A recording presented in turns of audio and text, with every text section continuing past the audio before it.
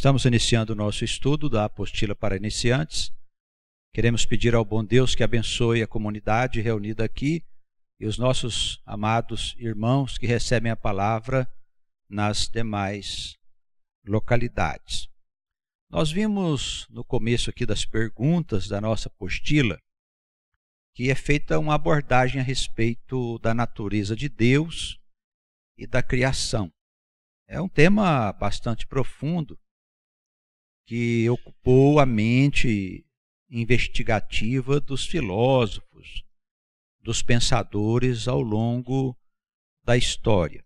Parece que na igreja a teologia se manteve num campo de irracionalidade, porque não dá ao homem nenhuma resposta que possa ajudá-lo a compreender melhor quem é Deus, quem é Ele, quem é a alma, de onde foi que nós surgimos, por que é que nós existimos aqui nesse lugar, neste pequeno grão de areia, como costuma dizer aí os cientistas. E por isso nós formulamos esta questão de número 5 aqui na apostila, perguntando sobre a fonte em que o homem poderá encontrar elementos, respostas para compreender esses mistérios que cerca a vida do homem há muito tempo. A resposta diz o seguinte: as Escrituras são a fonte da sabedoria eterna e da verdade de Deus. O homem espiritual deve examinar todos os livros sagrados, refletir e buscar o entendimento superior que não pertence à ciência do homem, ao mundo visível. A criação é o efeito visível de uma causa invisível. Nas passagens bíblicas, o Espírito revela ensinamentos que não estão escritos nos livros feitos pelos homens. Então, nós que somos o povo de Deus, e especialmente nós que afirmamos ser o povo que segue os passos do Senhor Jesus, que é o enviado do Deus de Israel para nos trazer a vida eterna, para nos revelar a nossa divina natureza. Nós que afirmamos ser o povo de Deus, precisamos, evidentemente, ter nas Escrituras sagradas a maior fonte de informações a respeito de todas as coisas. Nesse caso, informações sobre a criação, sobre a Gênese, sobre o Gênese de todas as coisas. Como é que as coisas começaram? Respostas em torno de como as coisas tiveram início. Quando não havia tempo, quando não havia espaço, não havia energia, não havia matéria, havia somente aquilo que os cientistas chamam de singularidade. Eles afirmam que a matéria, o tempo, o espaço, a energia e todas as coisas estavam comprimidas em um determinado ponto, sob uma pressão incalculável, que é uma pressão infinita, eles dizem, verdadeiramente sob o poder do próprio Criador, que é o ser eterno e que existe de todo o sempre. As Escrituras, pois, para nós, são fonte de sabedoria, não é de sabedoria das coisas que passam, mas das coisas que são eternas. Não estamos investigando nas Escrituras leis e conhecimentos que vão ser substituídos no futuro, mas estamos em busca daquilo que compõe, que se constitui os alicerces da sabedoria eterna, da ciência do próprio Deus. Também é importante ressaltar que nós não estamos aqui falando de coisas que são estranhas ao pensamento da história. Os cristãos, que geralmente vivem aí no mundo sem saber muito bem porque creem, mas muitos homens e sábios e mestres pensaram ao longo da história, tanto da igreja como antes da igreja, acerca desses princípios e fundamentos que nós estamos aqui nos referindo, como ciência de Deus. Com destaque para o Fílon de Alexandria, que era um judeu que viveu pouquinho antes da época de Jesus. Ele dizia que o pensamento grego e o pensamento dos judeus era o mesmo pensamento, era como que uma ciência que as pessoas precisavam aprender para compreender melhor aquilo que está à nossa volta. Então, é bom a gente sempre dizer estas coisas para não parecer a alguém que nós estamos criando algo novo, inventando alguma coisa. Esses pensamentos já existem há muito tempo. Eles somente não estavam devidamente ajuntados como princípios que pudessem nos ajudar a entender melhor tudo aquilo que até hoje foi um mistério.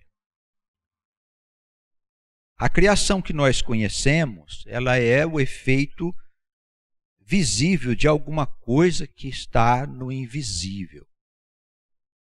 Eu tenho afirmado que se você quer conhecer uma pessoa, você deve ir na casa dela. Ali você vai ver a sua forma de organizar a sua casa, a limpeza da casa, o cuidado que essa pessoa tem com as suas coisas, com o seu jardim, com os seus animais e com tudo que existe à sua volta. E você vai poder fazer ali uma ideia de como que é a alma da pessoa. Porque a vida exterior, ela é resultado da vida interior da alma. Ela espelha fora dela tudo aquilo que ela é interiormente. Dificilmente você vai achar uma casa toda confusa, suja, descuidada, e ali mora uma pessoa que por dentro é uma pessoa limpa, ordeira e cuidadosa. Se a casa onde ela mora é uma confusão, esta alma que mora ali é também uma grande confusão. Nós sabemos que a alma é espírito, como é o espírito do nosso Deus. Então, podemos afirmar, olhando para o mundo e todas as coisas que estão acontecendo no mundo, que o espírito que está por trás disso é uma coisa não muito boa, porque traz sofrimentos em muitos lugares para muitas pessoas, mas dificuldades, sofrimentos, injustiças e necessidades para um grande número de pessoas e só uma vida mais tranquila para um número bem pequeno de indivíduos. Então, o espírito que está no mundo é de injustiça. Nós percebemos assim que existe uma coisa que nós não vemos que gera a vida que nós vemos, seja individual ou coletiva. Podemos afirmar que a criação inteira que existe no universo inteiro, ele é produto de alguma coisa que nós não vemos. Então, que coisa seria essa? O próprio Deus, o seu espírito, a estrutura que ele criou para que o universo fosse estabelecido na forma como nós o conhecemos. Então, podemos concluir que a criação, ela é um efeito visível de uma causa invisível. E essa causa invisível é Deus, é o próprio Criador. Nós podemos chegar a esta conclusão fazendo comparações com essa situação, a situação da vida humana, da vida dos povos, né, do nosso mundo, de uma cidade. A gente pode perceber o espírito que está por trás das coisas. Por trás da criação, pois, está o espírito do nosso Deus. E ele, quando nos fala, ele trata destas coisas invisíveis, tendo em vista ajustarmos a nossa vida visível de acordo com os padrões do próprio Criador. As leis de Deus não são leis religiosas. Elas são leis da ciência do próprio Deus. E as escrituras sagradas, elas foram escritas para o povo de Deus. Basta a gente pegar os livros e ler cuidadosamente as suas histórias e passagens. As Escrituras não foram escritas para pessoas estranhas a esse grupo de almas que o Senhor denominou povo de Deus. É um material que deve ser examinado para quem sente este chamado. Deve ser estudado, refletido profundamente. Deve ser o manual de vida, o manual de decisões, porque ali está o conhecimento das coisas que vem do nosso Deus, do próprio Criador. Para nós que sabemos que a alma é eterna, que a alma transita pela história do planeta, do mundo aonde ela vive, através de sucessivas encarnações ou renascimentos, como queiram chamar. Tá bem? Então, o nascimento sucessivo e contínuo das almas é uma lei de Deus. É uma lei da própria criação. Não depende de crença. Eu não acredito nisso, não acredito naquilo. Problema teu. Se você disser que o sol amanhã não vai nascer de manhã, não vai fazer diferença nenhuma. O sol vai nascer. Não é verdade? Vai iluminar com a sua luz, vai cumprir o papel dele.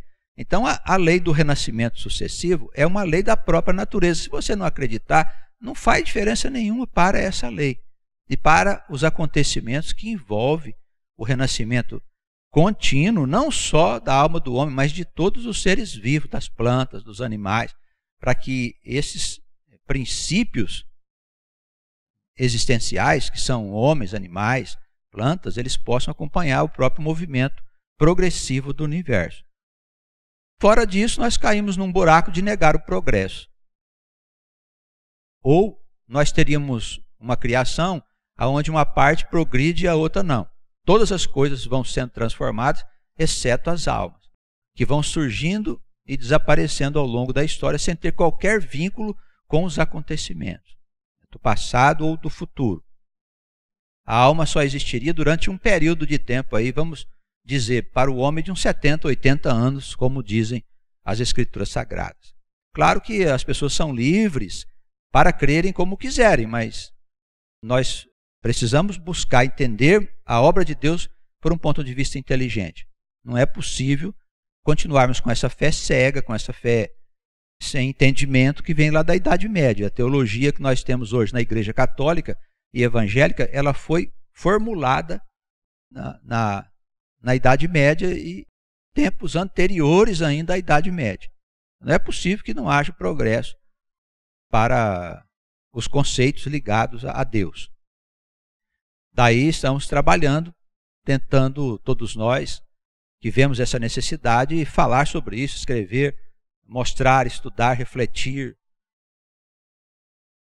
encontrar as respostas, corrigir as respostas quando for necessário, mas temos que formular uma nova maneira de pensar, que ajude o homem da modernidade a entender que existe um Deus e que esse Deus não é estranho a ele, e que nem ele é estranho a esse Deus, que há uma ligação íntima entre a criatura e o Criador, e que tudo faz parte de um grande plano e projeto que está em franco desenvolvimento.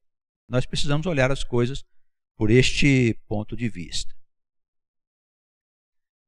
Através das Escrituras Sagradas, o povo de Deus deve aprender de modo mais aprofundado a respeito dos fenômenos da vida, da morte e da relação que a alma possui com o Criador e com a criação.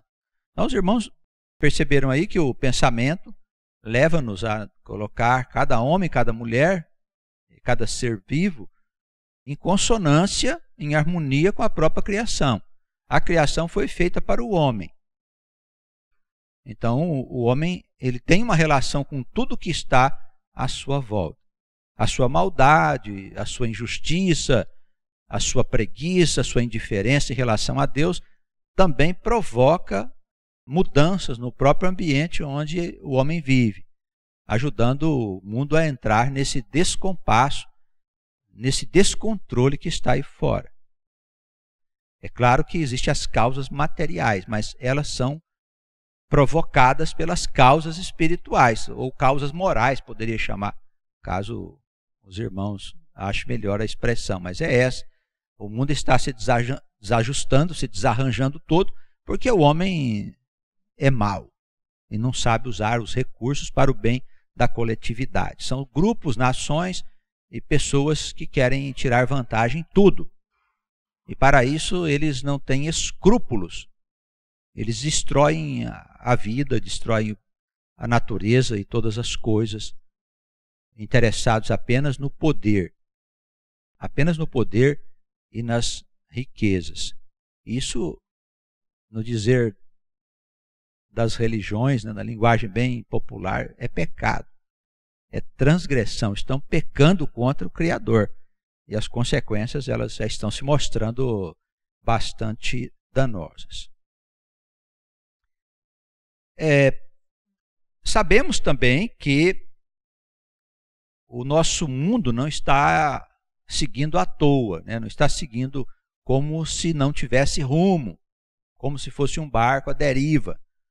Ele está sob o controle do próprio Criador, mesmo que essas injustiças e situações anômalas estejam postas em muitos lugares, inclusive no nosso meio. Deus está no comando de todas as coisas. Esse mesmo Deus, ele fala que o mundo será transformado e que será estabelecido aqui na terra o reino de Deus. É necessário que a gente entenda, sob esse novo ponto de vista, que o reino de Deus não é no céu, é aqui na terra. E que nós estamos trabalhando há muito tempo na construção desse reino. A civilização da atualidade é um vestígio daquilo que vai acontecer no futuro, a civilização que nós vamos construir. O reino de Deus é, pois, produto do nosso trabalho, do nosso esforço, das nossas mãos, impulsionados e guiados pelo Espírito do nosso Pai. Então, aqui no último parágrafo, a palavra diz assim: no mundo novo, a Nova Jerusalém, que é a Nova Jerusalém, a ciência avançará no entendimento dos mistérios do universo, especialmente no que se refere ao que havia antes do Big Bang, que é o ponto inicial lá que os cientistas dizem que estava tudo comprimido aí com uma pressão incalculável. E o homem entenderá finalmente que essa singularidade, que é a ausência do tempo, do espaço e da matéria, é o Deus eterno, que com a sua vontade criou e ordenou a vida, os mundos, as galáxias e tudo aquilo que existe. Nós colocamos aí algumas referências para o nosso comentário. O apóstolo Paulo, ao escrever a sua primeira carta à igreja de Corinto, ele fala aqui sobre a sabedoria, e é um momento um pouco estranho, que ele condena a sabedoria do mundo e fala que existe um outro tipo de sabedoria e que nós precisamos nos atentar para ele. Falamos de sabedoria entre os perfeitos, entre os irmãos. 1 Coríntios, capítulo 2, versículo de 6 a 8. Não, porém, tratamos da sabedoria do mundo, nem dos príncipes deste mundo que se aniquilam. Falamos da sabedoria de Deus, oculta em mistério, a qual Deus ordenou antes dos séculos para nossa glória, a qual nenhum dos governantes deste mundo conheceu, porque se a conhecesse, nunca teriam crucificado ao Senhor da glória. O apóstolo fala aqui que existe mesmo uma sabedoria oculta, e nós temos afirmado que atrás das letras das Escrituras é possível a gente perceber esse conhecimento, né? Não só de coisas ligadas à vida visível, mas também daquilo que está ligado à vida invisível, ao mundo que nós não vemos, que está numa dimensão aqui mesmo, né, do outro lado da criação que nós vemos. O apóstolo, ele diz que existe um conhecimento que está escondido, mas que esse conhecimento foi feito para nós, para que nós pudéssemos desfrutá-lo, e que no tempo devido ele seria revelado. E Paulo, ele faz ali várias considerações a respeito do estado primeiro, em que ele diz que nós olhávamos como se fosse uma imagem de um espelho, né? Mas que no futuro, quando viesse o Senhor, na sua volta gloriosa, na chegada do reino, nós saberíamos todas as coisas e veríamos o Senhor face a face. Como se prenunciasse um tempo vindouro de sabedoria e de esclarecimento para o homem. Vocês se lembram lá quando Moisés esteve falando com o Senhor diante do povo, né, que o povo não suportava ver a face do Senhor, justamente porque eram homens brutos, ignorantes. Moisés era um homem iluminado, era um profeta iluminado, ficava diante do Senhor, face a face, com Deus, eles dizem, né? Mas era o Senhor, não é bem o nosso Deus Altíssimo, o Pai Eterno, mas é o Adonai, aquele Senhor que é o próprio Deus se manifestando no meio de nós. Então Moisés, ele via face a face a presença desse Deus, mas punha um véu sobre os olhos do povo, porque o povo não tinha condições ainda de saber desses mistérios, dessas coisas. Mas a palavra vai se desenvolvendo nas Escrituras, especialmente na instrução de Paulo e de Jesus, que viria o tempo em que nós seríamos consolados e confortados com essas revelações, com esta palavra maravilhosa de sabedoria e de ciência, né? Então, o que estamos tratando aqui na nossa assembleia não é nada desconhecido, mas é bem fundamentado nas Escrituras Sagradas e trata de uma sabedoria que até então esteve oculta em mistérios, mas que Deus está trazendo ao nosso conhecimento. Também em João capítulo 5, versículo 39, a palavra nos diz assim: examinais as Escrituras, porque vós cuidais ter nelas a vida eterna, e são elas que de mim testificam. Veja que Jesus está falando, olha, vocês buscam nas Escrituras a vida eterna, e essas Escrituras falam de mim. Então, nas Escrituras nós encontramos a vida eterna. Entendemos que Jesus, ele é o portador da vida eterna. E se a vida eterna esteve disponível antes de Jesus nascer, é porque Jesus já estava no meio do povo, com outro nome. Eu o chamo de Adonai. Na história dos judeus, ele é o Adonai que falava com os profetas. Ele também trazia essa eternidade. Porque a vida eterna não é um lugar, a vida eterna é um estado de espírito. É aquela eternidade que nós tínhamos antes de nós perdermos esta maravilha quando saímos do Éden, para viver a nossa experiência existencial. Porque a alma começa a história lá quando começou a história do universo. É uma história antiga, todos nós fomos criados ao mesmo tempo. Mas não nascemos ao mesmo tempo. Começamos a nascer na medida em que foram havendo disponibilidade de corpos físicos.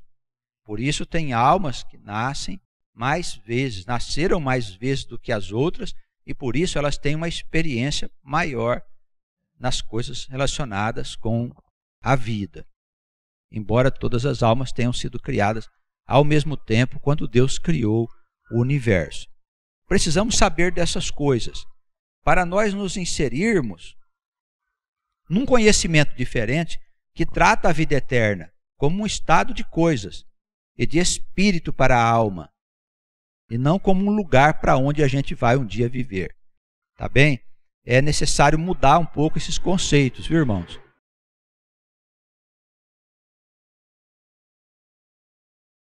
Aqui nós temos Josué no capítulo 1, versículo 8, também falando que ele não se aparte, né, do livro desta lei, dos ensinamentos, para meditar nesses ensinamentos dia e noite, de modo a fazer conforme aquilo que está instruído.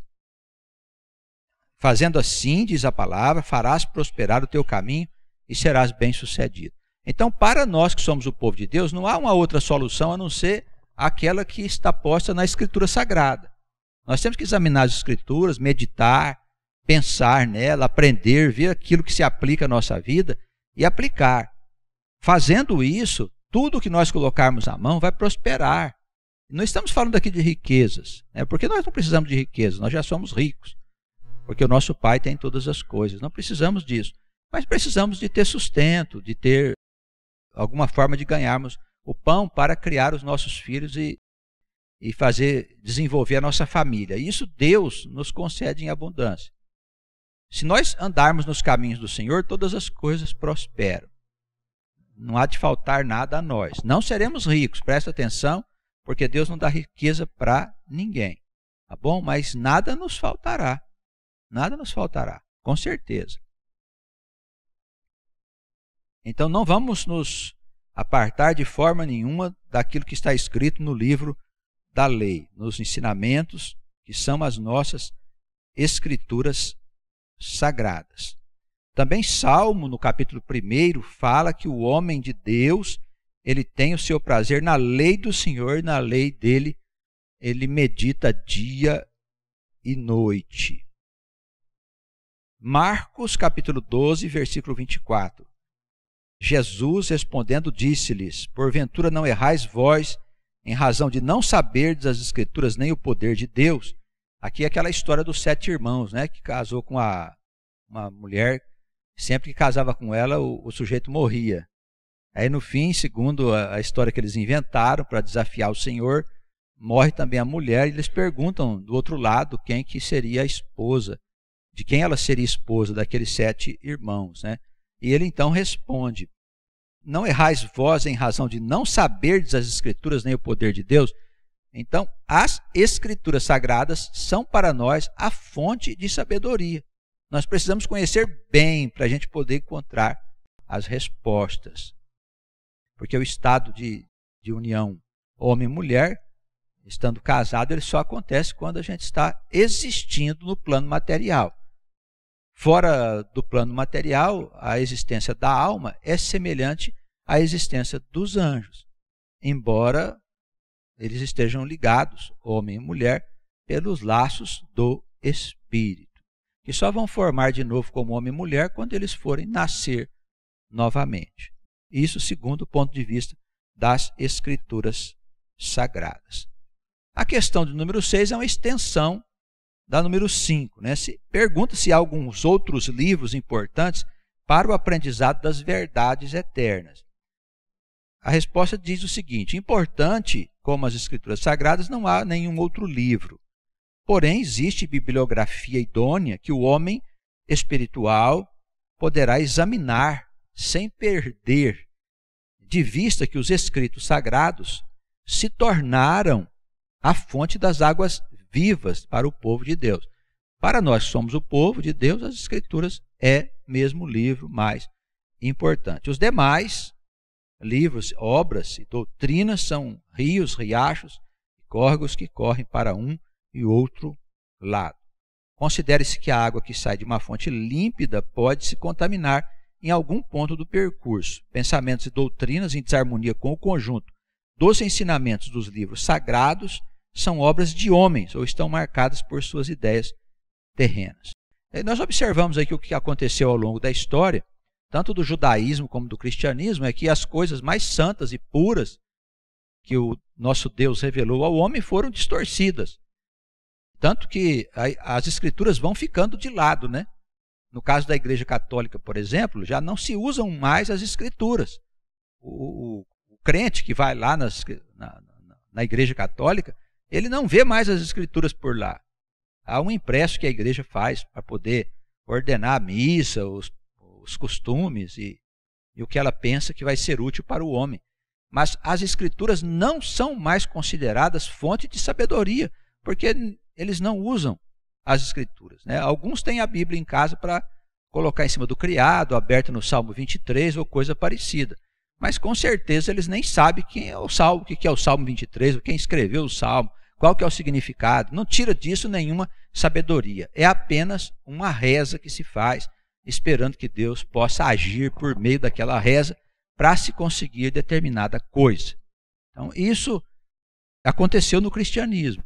O evangelismo está indo pelo mesmo caminho. Já existem muitas igrejas evangélicas que a pessoa não leva a Bíblia, não leva nada. A pessoa vai lá, tem um show, canta, pula para cima, faz isso, faz aquilo, faz uns milagres e fica por isso mesmo.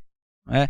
Isso tudo não tem nada a ver com o Deus de Israel, com o verdadeiro Deus, com a doutrina das Escrituras, que é uma ciência que deve orientar a vida de todos nós, que temos a certeza que somos imortais e almas dotadas de eternidade. E que nascemos, vivemos, morremos fisicamente e renascemos animando novos personagens para seguir com a nossa experiência existencial.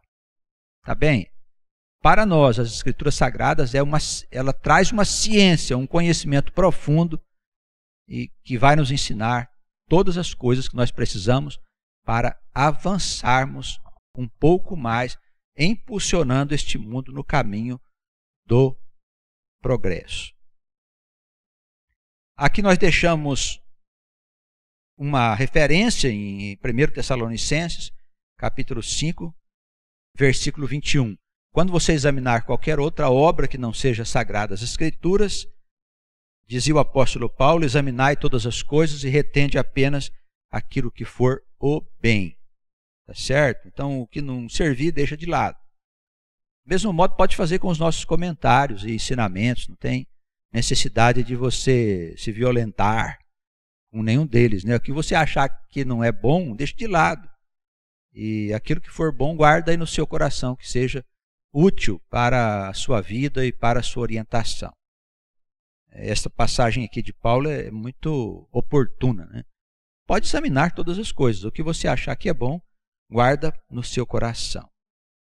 E para nós não nos perdermos, fica aí também um conselho dele, escrevendo a Timóteo, no capítulo 6, versículos 3 a 5. Se alguém ensina alguma outra doutrina que não está conforme as palavras do Senhor, e com a doutrina que é segundo a piedade, é soberbo e nada sabe, mas delira acerca de questões e contendas de palavras, das quais nascem os maus sentimentos, invejas, porfias, blasfêmias, suspeitas, contendas de homens corruptos de entendimento e privados da verdade, cuidando que a piedade seja causa de negócios. Aparta-te dessas pessoas. É também um referencial importante para nós cotejarmos os ensinamentos de qualquer obra com os ensinamentos de Jesus, né? Os ensinamentos de qualquer obra com as lições preciosas que nos deixou o Senhor Jesus. E a doutrina do Senhor era amor a Deus sobre todas as coisas e ao próximo como a nós mesmos. E todo o ensinamento das Sagradas Escrituras, ele está marcado pela presença do amor de Deus, pelo perdão, pela misericórdia, pela bondade do nosso Deus, pela sua grande sabedoria. Assim é a história do nosso povo. Nós precisamos conhecer bem a história do nosso povo para nós conhecermos a nossa própria história. E sabermos separar o joio do trigo quando a gente estiver lendo aí uma obra que seja escrita por um outro homem, por pessoas que trabalham em outras doutrinas.